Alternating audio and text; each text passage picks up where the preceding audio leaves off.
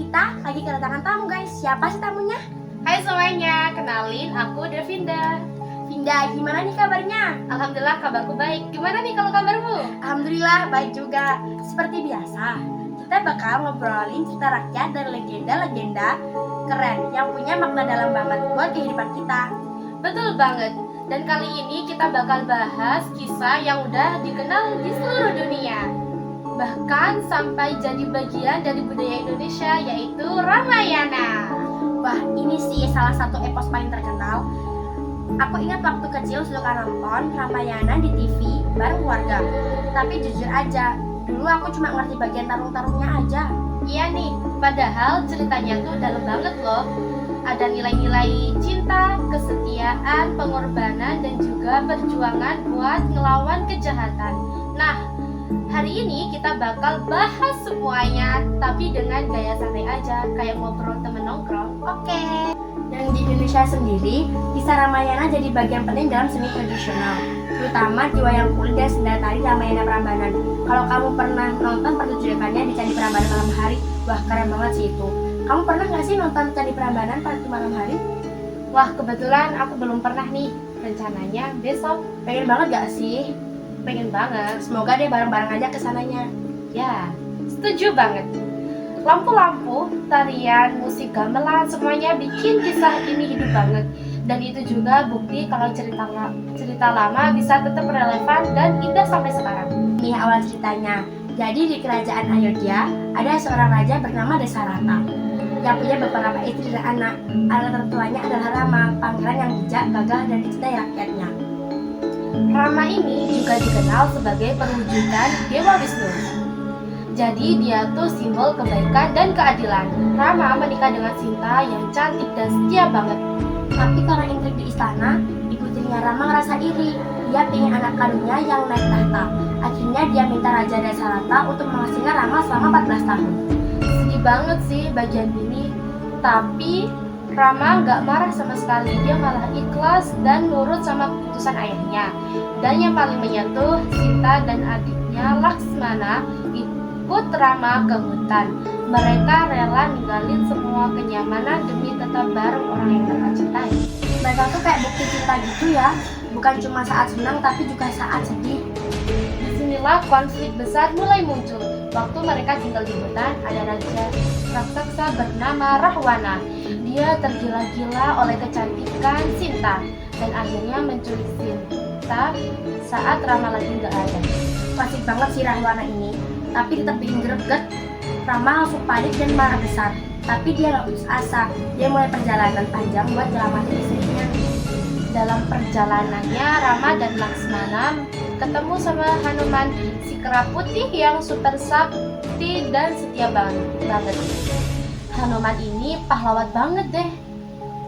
Dia jadi jembatan antara Rama dan Sinta. Hanuman bahkan terbang sampai ke kerajaan Alengka buat nemuin Sinta. Dia kasih kabar kalau Rama datang bakal nyelamatin dia. Dan yang paling keren, Hanuman sempat bakar sebagian istana Rahwana pakai ekornya yang disulut api. Legend banget sih itu. Iya nih, bagian itu jadi simbol keberanian. Hanuman bukan cuma kuat, tapi juga cerdas dan setia. Makanya dia sering dijadikan simbol kesetiaan dalam budaya Hindu. Setelah itu terjadilah perang besar antara pasukan Rama dan pasukan Rahwana. Bayangin aja nih ya, pasukan manusia, kera, raksasa semua bertarung. Suasananya pasti kayak film fantasi epik kalau divisualkan. Bener nih, pertempuran itu berjalan lama dan penuh strategi.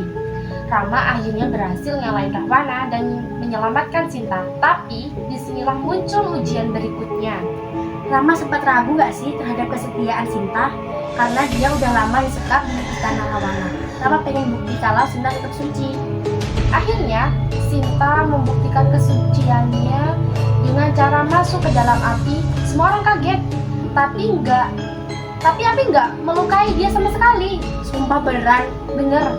Itu jadi bukti kalau Sinta benar-benar setia dan suci. Itu sih momen paling emosional dari seluruh cerita.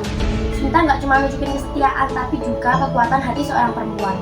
Dari kisah panjang itu, banyak banget nilai yang bisa kita ambil. Yang pertama, tentu aja kesetiaan. Baik Rama maupun Sinta, dua-duanya saling percaya walaupun harus berpisah lama. Kalau menurutku ya, yang kedua itu pengendalian diri dari tanggung jawab. Rama itu bisa aja marah, tapi dia milih sabar dan patuh sama ayahnya. Itu nunjukin kalau kebaikan sejati nggak selalu tentang menang, tapi tentang bisa menahan diri.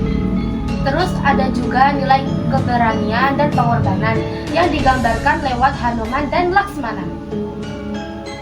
Mereka rela mempertaruhkan nyawa demi kebenaran dan persahabatan. Satu hal lagi, kisah ini nunjukin kalau kebaikan itu selalu menang pada akhirnya. Walaupun perjalanan Rama dan Sita penuh cobaan, kebenaran tetap mengalahkan kejahatan. Ngomong-ngomong, menarik banget ya gimana kisah dari India bisa nyatu ke budaya Indonesia. Iya, contohnya aja nih, di pertunjukan senda tari Ramayana Prambanan, setiap gerak penari itu menceritakan adegan dari pengasingan, penculikan, sampai pertempuran. Dan pertunjukan dilakukan di ruang terbuka dengan latar belakang candi Prambanan yang megah. Kalau kamu nonton waktu malam, suasananya tuh mistis tapi indah banget. Rasanya kayak lagi dibawa langsung ke dunia Ramayana. Sumpah pengen banget lihat. Kisah Ramayana juga sering disisipin dalam wayang kulit Jawa dan wayang Bali. Jadi emang udah melekat banget sama budaya kita. Bener, dan lewat cerita-cerita kayak gini, kita jadi bisa belajar nilai moral tanpa harus ngebosenin. Itu yang bikin cerita rakyat tuh nggak pernah usang. Kalau dipikir-pikir, Ramayana tuh mirip sama kehidupan kita juga ya. Kadang kita harus berjuang, sabar, dan tetap setia sama tujuan hidup kita. Iya, dan kadang cobaan datang buat menguji seberapa kuat kita bisa bertahan kayak Rama dan Sita.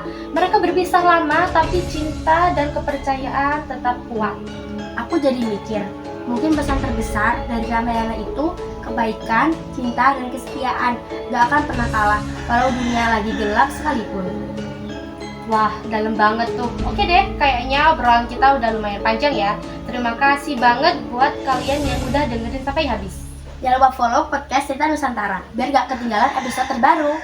Sampai jumpa, dan ingat kadang legenda lama bisa jadi cermin buat kehidupan kita. Wassalamualaikum warahmatullahi wabarakatuh.